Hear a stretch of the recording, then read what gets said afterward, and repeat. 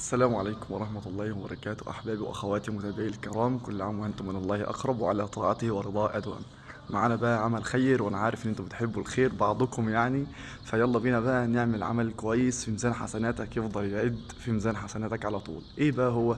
معانا المسجد ده مسجد كبير أهوت، ومعانا مسجد برضو كبير، نفس القصة برضو كده، مسجد ما شاء الله.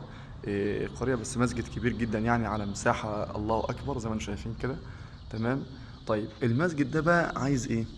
المسجد ده يعني الفرشة بتاعته ديت عايزة تنغسل، واخد بالك؟ فعشان طبعا نطلع الفرشة دي ونغسلها بره، فموضوع كبير جدا، لان المسجد كبير والفرشة تقيلة والكلام ده كله. ففي مكان بيغسل السجاد بتاع المسجد، فاحنا عايزين نشتري مكان، هما مكانتين، مكنة غسيل ومكنة تنشيف. تمام. فاحنا عايزين نجيب المكانتين دولت. اللي حابب يساعد ويساهم في المكانتين دولت يبقى جزاه الله خيرا. تعالوا بس ايه نشوف كده مع بعض. اللهم صل على سيدنا محمد. السجاد يعني عامل ازاي مكان السجود. تمام. يعني خد نظرة بقى، بص شايف البقعة السمرة دي؟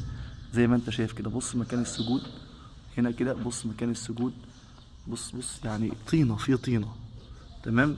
في وسخ. فده يعني الكاميرا كمان يعني مش ظاهرة الحاجة دي كويس جدا. فيعني بصراحة حاجة يعني. بص انت شايف العلامات السوداء دي تحس ان هو طين كده. فعايزين ان احنا ايه يعني، يا ربنا يقوينا بقى ويجعله في ميزان حسناتكم ان شاء الله. فيا ريت اللي يقدر يساعد باي حاجه في المسجد. عايزين نجيب مكانتين، يبقى جزاه الله خير الجزاء. اتواصل معايا على الخاص. جزاكم الله خيرا، ورب يجعله في ميزان حسناتكم ويرضى عنكم ويحفظكم بما يحفظ به عباده الصالحين، ويبارك لكم في اموالكم وذريتكم واولادكم. والسلام عليكم ورحمه الله وبركاته.